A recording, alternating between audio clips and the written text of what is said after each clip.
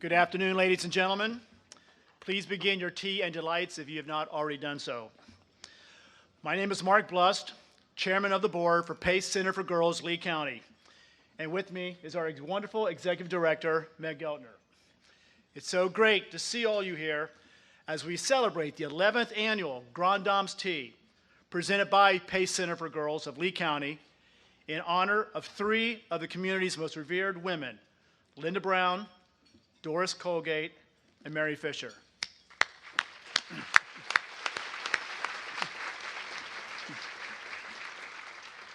Each year, we like to begin our program with a musical tribute to the Grande Dames. Please turn your attention to our screen as we enjoy shared memories and our Grande Dames' favorite songs.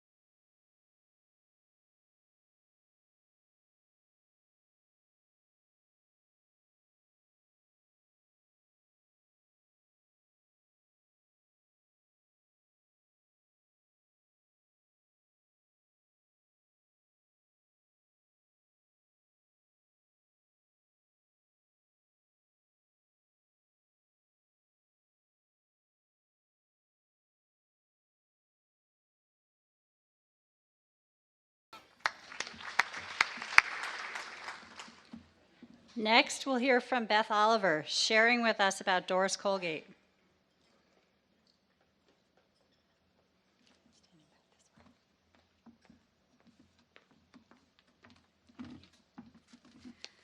Good afternoon, beautiful people.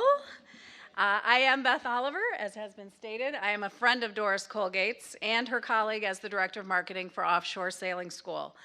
I've had the pleasure of knowing Doris for the past 6 years. I've been inspired, I've been challenged, and frankly, most of the time, I'm just in awe.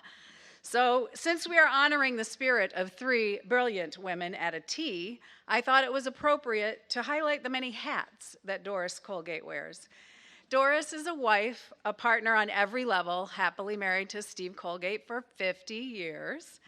She is a skilled sailor, a beloved sister, an enthusiastic world traveler, a beloved and respected business leader, a champion of women, a trusted mentor, a published author, an effective nonprofit organization founder, and an avid Downton Abbey fan.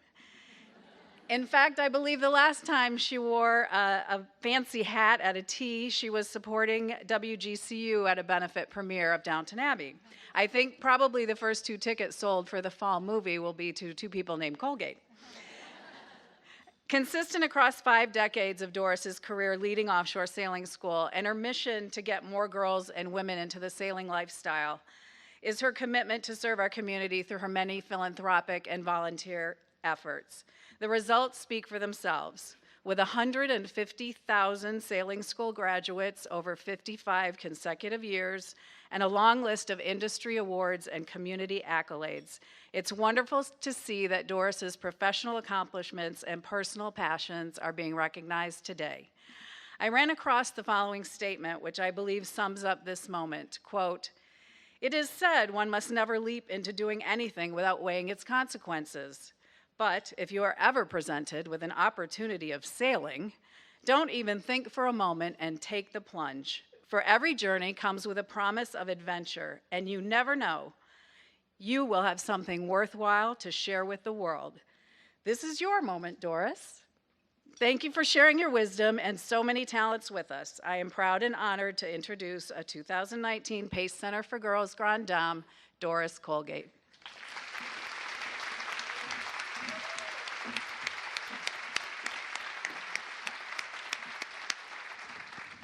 Oh my gosh. Well, as a sailor, I've been able to travel almost all over the world. So I have sailed in Croatia, in Greece, in Turkey, along the French Riviera, in the Caribbean, in the Bahamas, along both coasts of the United States, in Spain, just where's the most important part? Maybe Tahiti and Tonga in the South Pacific. And my most favorite place is Tonga. And the reason I liked it, and this was 20 years ago, I think roughly 20 years ago, is that it was an untouched country at that time. I don't know what it's like now, but the people were very simple. They didn't have electricity. When they wanted to eat, they took a mango off a tree. They went fishing, or they dug up some cassava. I guess it's a squash kind of thing. But they were friendly, and they wanted to help us, and they wanted to give us feasts, and they wanted to show us their art, which we have hanging on our wall. And I think it would be wonderful to go back to a time like that, where we could just experience being ourselves and not looking at our phones and not looking at other things. But one thing I want to say about how I got to do that, and I think it's something all of you can strive for, is we figured out a way. We had no money in those days, absolutely no money. We had a little sailing school, but we had a lot of graduates. So we figured out a way to have our graduates pay for our trips. We did. We set up cruises where we took them on these fabulous cruises all over, all the places I mentioned. And we led them, and we made them feel wonderful, but we didn't have to pay for it. So if you're looking for something that's exciting and wonderful to do, think about something that's passionate for you, and you'll come up with an idea like that too.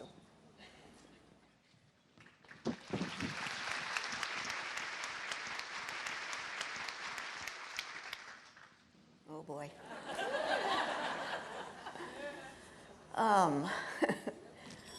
I was working at Yachting Magazine in New York City, and I had never been on a sailboat in my life. I was 27 years old.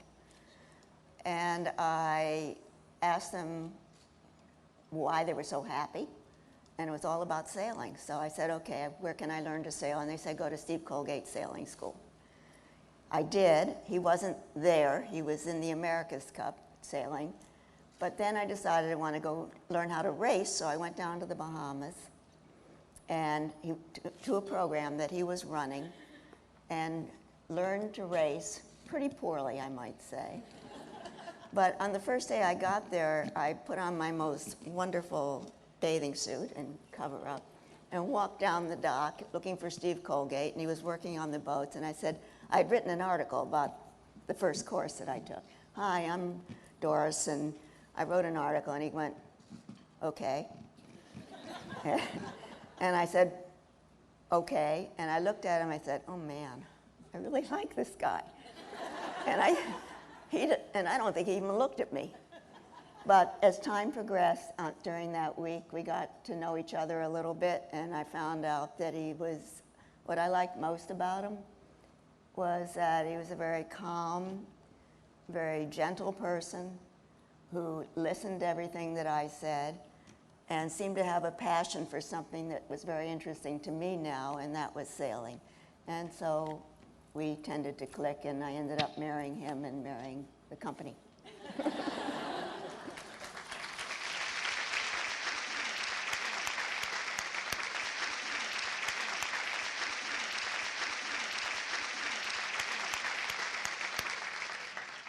Well, as I said before, I was 27 when I learned to sail. It changed my life dramatically because it gave me a tremendous amount of self-confidence, and I felt empowered. When I got behind the wheel, or there's something called a tiller that you can steer with, and it could make a boat go the way I wanted it to go with just the wind and no engine at all, I really felt strong. I felt I could do anything that I wanted to do. And that whole sense of having self-respect for myself, I didn't have it before. I didn't know what I wanted to do. And I think probably most of you don't know what you want to do yet when you grow up, so to speak. But I was grown up, and I still didn't know what I wanted to do. And what sailing gave me was a feeling that I could do anything I wanted to do. And so I decided I wanted to run a company. And that's what I'm doing now. So what I would say to you is think about things that make you feel good and pursue those opportunities. Whatever makes you feel good, then just keep doing it and keep thinking how you can do it better and better every day. And you too will be successful in whatever you want to do.